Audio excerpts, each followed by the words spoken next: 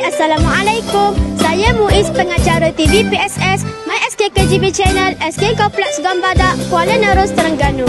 Hari ini semua murid di SK KGB menyambut Hari Raya di sekolah. Jom kita saksikan. Riuh rendah sungguh kampung lama, sapa salam sahut-sahutan, manis wajah senyum pun terukir, budak-budak ke hulu hilir, ziarahi jiran sanak saudara, lupakan luka sengketa, luhur jiwa raga jujur bicara di hari raya.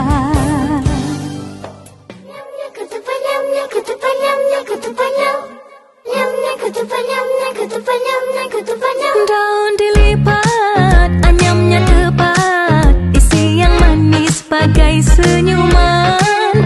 Kemana tempat kita melawat, mari bermaaf dan bersalaman. Puas berpuasa sempurnama, menantikan hari yang mulia.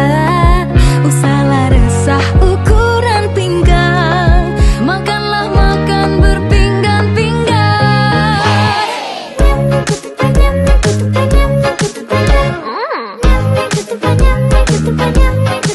Sedap. Nyam-nyam ketupat, nyam-nyam ketupat, nyam-nyam ketupat, nyam. Nak lagi? Nyam-nyam ketupat, nyam-nyam ketupat, nyam-nyam ketupat, nyam.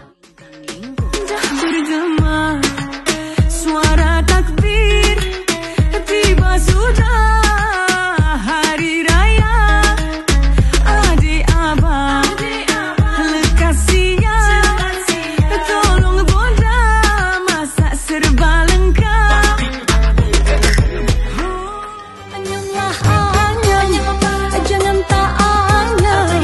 Anyam ketupat, biarlah cepat. Bangunlah abang, bangunlah sayang, pergilah bersiap, marilah kita raya ya. Raya-raya nak kemana? Raya-raya nak bersua. Hei orang tua jangan lupa. Wah, seronoknya melihat kawan-kawan beraya di sekolah. Maaf zahir dan batin daripada saya serta kru TV PSS MySK KGB Channel. Bye.